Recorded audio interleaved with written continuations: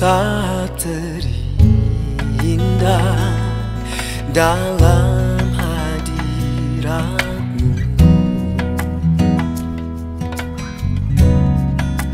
Rasakan kasih dan anugerah-Mu, Tuhan,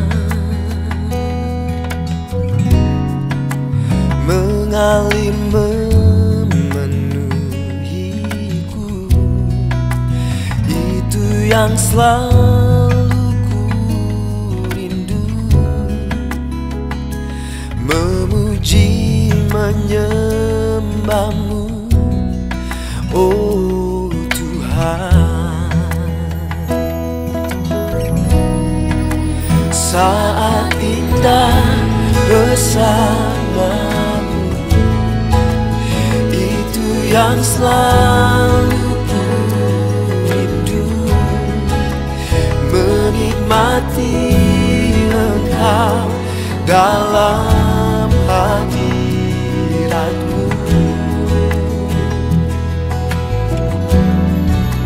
Kaulah dambaan hidupku, Kaulah satu di hatiku.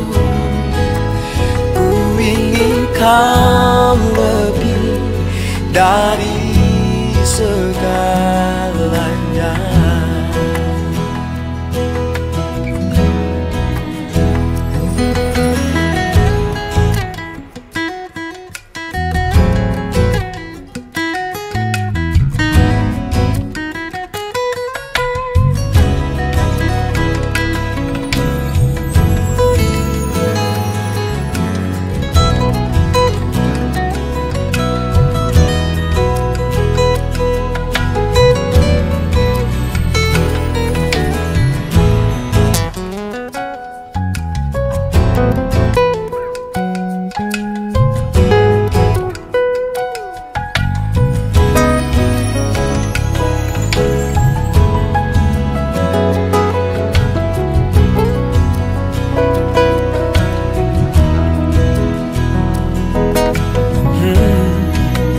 Saat indah bersama-Mu, itu yang selalu ku rindu, menikmati Engkau dalam hadirat-Mu.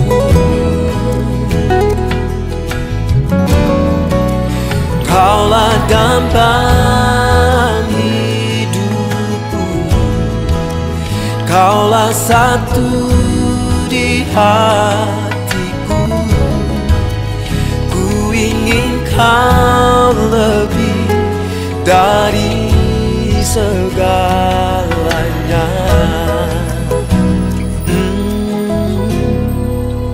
Ku ingin Kau lebih dari segalanya. Shalom Bapak Ibu, jemaat Tuhan yang kekasih. Selamat pagi, selamat kita menikmati firman Tuhan di pagi hari yang indah ini. Sebelum kita mendengarkan firman Tuhan, mari kita dudukkan kepala untuk kita berdoa. Bapa yang bertata dalam sorga, kembali kami mengucap syukur dan terima kasih. Di pagi hari yang indah ini, kami boleh bersama-sama mendengarkan renungan firman Tuhan. Urapi hamba-Mu dengan urapan kuasa-Mu, agar firman yang kami taburkan boleh menjadi kekuatan dalam kehidupan kami. Kami percaya Roh Kudus Engkau sendiri yang akan berkarya, sehingga setiap jemaat yang ada di rumah, mereka masing-masing, mereka boleh mendapatkan berkat melalui firman ini. Di dalam nama Tuhan Yesus kami alaskan doa dan permohonan kami. Haleluya, amin. Shalom Bapak Ibu jemaat Tuhan yang kekasih. Salam sejahtera, sehat selalu. Kami bersyukur kepada Tuhan. Di pagi hari ini kita kembali berjumpa untuk mendengarkan renungan firman Tuhan. Pagi hari yang indah ini saya akan berbicara tentang sadarilah visi dan panggilan. Jemaat Tuhan yang kekasih, di tengah-tengah situasi dan keadaan dunia yang tidak menentu, seringkali tanpa kita sadari kita sedang mengejar kenikmatan hidup dan kenyamanan hidup yang seringkali kita kejar sehingga kita tidak memahami apakah arti dan tujuan hidup kita, apakah panggilan kita kepada Tuhan. Sebab itu pada pagi hari yang indah ini kita akan belajar melalui firman Tuhan agar kita sebagai jemaat Tuhan menyadari tentang visi dan panggilan kita sebagai anak Tuhan. Mari kita buka di dalam firman Tuhan yang terdapat di dalam 2 Petrus 1 ayatnya yang ke-10. Karena itu, saudara-saudaraku, berusahalah sungguh-sungguh supaya panggilan dan pilihanmu makin teguh. Sebab jikalau kamu melakukannya, kamu tidak akan pernah tersandung. Jemaat Tuhan yang kekasih, dalam kehidupan kita sebagai orang-orang yang percaya kepada Tuhan, seringkali kita mengejar yang namanya kenikmatan dan kenyamanan hidup, sehingga kita lupa panggilan Tuhan sebenarnya dalam kehidupan kita. Kita hanya mengejar kesuksesan, ketenaran, kita hanya mengejar keduniawian yang saat ini sedang kita cari. Jemaat Tuhan yang kekasih, kalau hidup kita ini hanya kita fokuskan untuk kenikmatan dan kenyamanan hidup, maka kita akan salah mengartikan apa tujuan hidup dan panggilan kita. Sebagai contoh, ada beberapa orang yang mungkin kita sudah lupa saat ini. Ada beberapa orang yang salah mengartikan tujuan hidup dan panggilan hidup mereka. Yang pertama adalah Elvis Presley. Dia adalah seorang penyanyi yang terkenal seantero dunia pada zaman itu. Kesuksesan, keberhasilan tidak menjamin kehidupan seseorang. Dia berakhir dengan bunuh diri atau mati karena minum atau makan obat-obatan terlarang. Yang kedua, Bapak Ibu jemaat Tuhan yang kekasih, ada seorang yang bernama Jesse Livermore. Dia adalah pemain saham di Wall Street yang terkenal pada waktu itu. Seorang miliarder yang luar biasa, tetapi berakhir dengan bunuh diri. Apakah artinya apa yang dimiliki dari seorang yang terkenal kalau dia berakhir dengan bunuh diri? Dan seorang lagi yang bernama Aristoteles Onassis, dia adalah seorang miliarder dari Yunani, seorang yang sukses, dan akhirnya dia berkata, kenikmatan yang dia dapatkan, segala sesuatu yang dia dapatkan di saat titik tertentu keberhasilan mereka,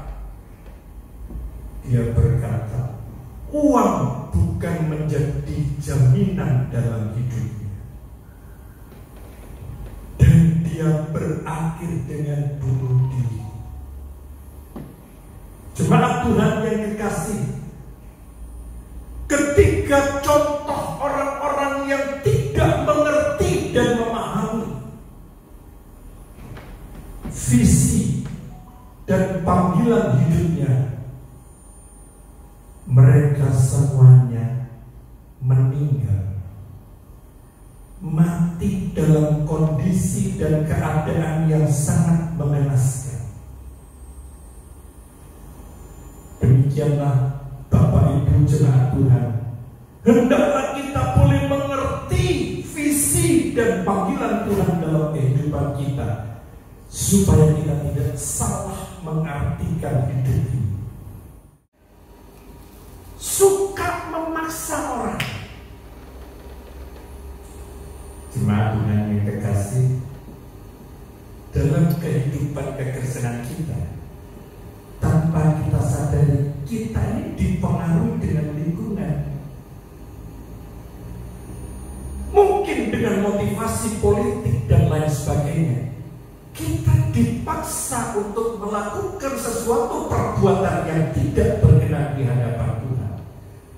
Sebab itu jemaat Tuhan yang kekasih, mari kita mau punya kepedulian, kemerdekaan yang sesungguhnya dalam kehidupan kita, harus benar-benar kita sadari. Dipanggil untuk merdeka, kita buka di dalam Galatia 5 ayat 1. Galatia 5 ayat 1 dikatakan, supaya kita sungguh-sungguh merdeka.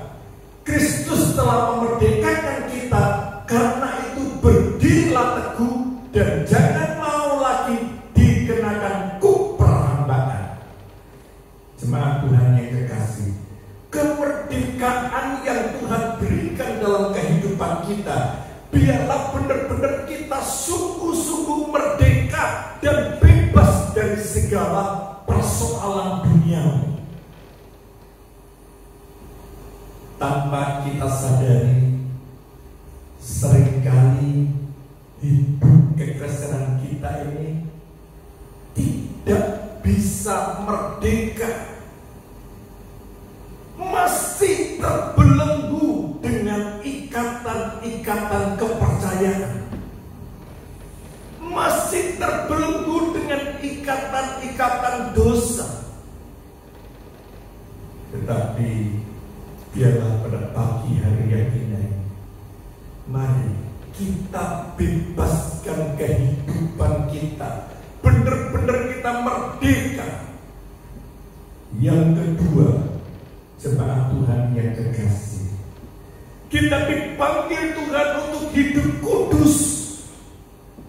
Itu terdapat di dalam firman Tuhan. Mari kita baca, kita buka. Yang kedua, hidup kudus. Galatia 1 Korintus 6 ayat yang ke-20. Sebab kamu telah dibeli dan harganya telah lunas dibayar, karena itu muliakanlah Allah dengan tubuhmu.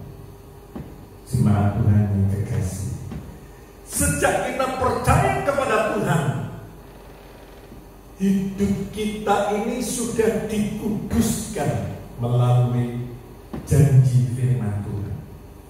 Tetapi Bapak Ibu jemaat Tuhan yang kekasih, seringkali kita ini nggak sadar, kita ini sudah kudus, dibeli dengan harga yang tunai, dibayar dengan kemuliaan tubuh Kristus.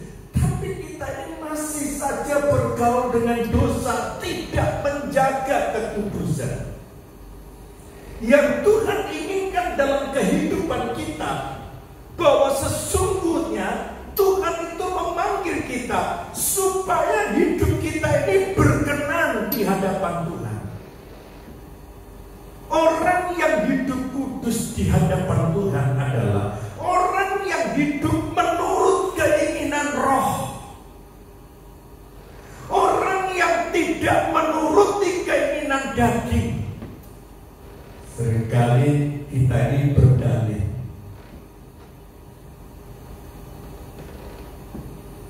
daging kita ini lemah. Kita punya keinginan untuk berbuat baik, tapi daging itu lemah. Sehingga tanpa kita sadari, kita seringkali melakukan satu kesalahan karena daging kita lemah. Nah, itulah yang mempengaruhi kehidupan kita, sehingga kita tidak bisa hidup kudus di hadapan Tuhan karena daging kita ini lemah. Karena kita ini masih menuruti keinginan daging. Sedangkan firman Tuhan mengatakan dalam kehidupan kita agar kita ini memperhatikan keinginan roh, bukan keinginan daging. Keinginan roh itu sangat bertentangan dan berbeda dengan keinginan daging. Keinginan daging itu adalah hidup mewah, hidup yang penuh dengan hawa nafsu keduniawian, kenikmatan yang dicapai hanya untuk mencari duniawi, yaitu uang, kedudukan, harta, kekayaan, dan lain sebagainya. Tetapi orang yang hidup kudus itu menuruti keinginan roh.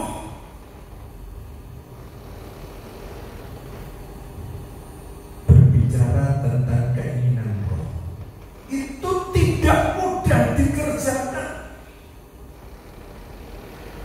Keinginan roh itu bertentangan dengan keinginan daging.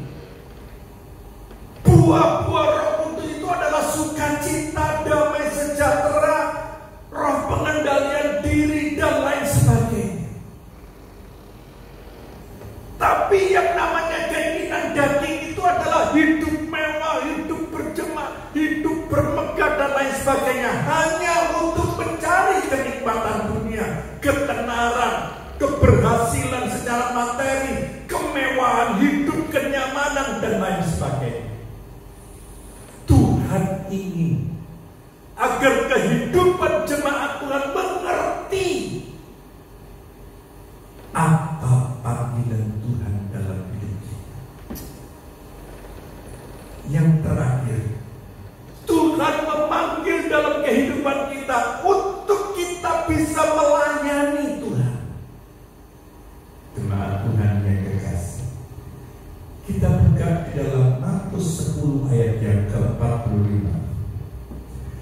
Karena anak manusia juga datang bukan untuk dilayani, melainkan untuk melayani dan untuk memberikan nyawanya menjadi tebusan bagi banyak orang. Jemaat Tuhan yang kekasih, kedatangan Tuhan Yesus ke dunia bukan untuk minta dilayani, tapi kehadiran Tuhan ke dunia untuk melayani umat manusia. Sebab itu kita harus bisa meneladani Yesus dalam kehidupan kita sehari-hari. Bagaimana tujuan hidup kita ini bukan semata-mata mencari kenikmatan hidup, bukan semata-mata mencari kenyamanan di zona yang nyaman, tetapi benar-benar kita paham dan mengerti sesungguhnya Tuhan memanggil kita supaya kita ini bisa melayani orang lain.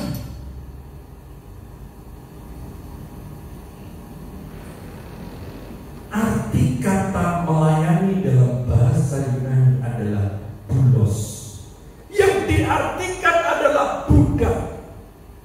Bapak Ibu jemaat Tuhan yang kekasih, di zaman dahulu yang namanya budak itu dibeli, dijual, dan orang yang membeli adalah mereka punya hak sepenuhnya atas orang ini. Jadi apa yang diperintahkan dia harus kerjakan. Jadi sebagai seorang budak, dia tidak punya hak sudah dibeli oleh seorang majikan. Sebagai seorang pelayan yang melayani majikannya, dia harus menurut apapun yang dilakukan, apapun yang diperintahkan oleh majikannya. Begitu pula dalam kehidupan kita sebagai anak-anak Tuhan. Kita sudah ditebus dengan darah Kristus.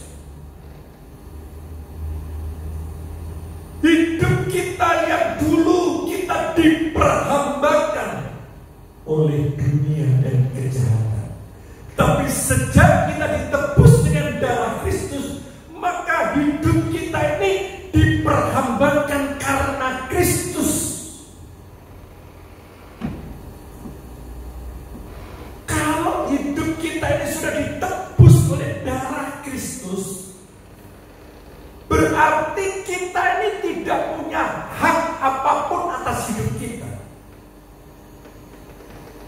Hidup kita sekarang yang kita miliki sekarang ini bukan milikku lagi, tapi Kristus yang memiliki hidup kita. Kalau hidup kita ini adalah Kristus yang memiliki hidup kita, berarti kita tidak boleh menentukan dan pilihan kita. Kita harus menurut apa yang Tuhan mau dalam hidup kita. Sebab itu, jemaat Tuhan yang terkasih, mari kita sadari, karena panggilan Tuhan terhadap hidup kita, supaya kita melayani. Kita sadar sekarang bahwa hidupku yang aku miliki sekarang ini bukan milikku lagi. Hidupku ini sudah dimiliki oleh Tuhan. Jadi saya dan saudara tidak berhak menentukan kemanapun engkau pergi. Kita harus menurut apa yang Tuhan inginkan. Karena hidup kita ini bukan milikku lagi, tetapi Tuhan yang memiliki hidup kita. Kita ini sebagai hamba, sebagai seorang pelayan yang harus melayani. Dan itulah rencana Tuhan yang indah dalam kehidupan kita. Jemaat Tuhan yang terkasih, 3 kesimpulan yang perlu kita perhatikan agar kita tidak salah dalam tujuan hidup dan panggilan Tuhan terhadap hidup kita. Karena kita dipanggil untuk merdeka. Artinya merdeka, dibebaskan dari segala belenggu dan ikatan dosa. Kita dipanggil Tuhan untuk kita hidup kudus di hadapan Tuhan. Kita dipanggil Tuhan untuk kita melayani. Jemaat Tuhan yang terkasih, biarlah renungan firman Tuhan yang singkat ini boleh memberikan kekuatan dalam kehidupan jemaat Tuhan. Dan kami percaya seluruh jemaat Tuhan yang ada di rumah masing-masing, engkau mengerti dan memahami apa visi dan panggilan Tuhan terhadap hidupmu. Hari ini engkau telah dibebaskan oleh Tuhan dari segala belenggu dosa. Hari ini engkau dikuduskan supaya hidupmu kudus di hadapan Tuhan. Hari ini benar-benar engkau melayani Tuhan. Karena itulah tujuan Tuhan memanggil hidup saudara dan saya. Mari kita tutup dengan doa. Bapa yang berada dalam sorga, kembali kami mengucap syukur dan terima kasih kalau Tuhan sudah pimpin kami dari awal, pertengahan sampai pada akhirnya, sehingga renungan firman ini berjalan dengan baik. Roh Kudus, hamba-Mu berhenti berbicara biar Tuhan sendiri yang akan bekerja dalam kehidupan jemaat Tuhan, sehingga jemaat Tuhan tidak lagi salah mengenai visi dan panggilan Tuhan dalam hidup kami, tetapi kami mengerti apa tujuan dan panggilan Tuhan dalam kehidupan kita. Karena kami percaya kami dipanggil untuk dibebaskan, kami dipanggil untuk hidup kudus, kami dipanggil untuk melayani Engkau. Biar Roh Kudus bekerja, dan Tuhan memberkati jemaat Tuhan yang ada di rumah mereka masing-masing. Di dalam nama Tuhan Yesus, kami alaskan doa dan permohonan kami. Mari kita angkat kedua tangan kita. Dalam nama Tuhan Yesus, Tuhan memberkati dan melindungi Engkau. Tuhan menyinarkan wajah-Nya kepadamu dan memberikan engkau kasih karunia. Jemaat Tuhan yang kekasih, percayalah pada pagi hari ini, damai sejahtera, sukacita, kebahagiaan, masa depan yang penuh pengharapan menyertai dalam kehidupan saudara-saudara. Dalam nama Tuhan Yesus, kami alaskan doa dan permohonan kami. Haleluya.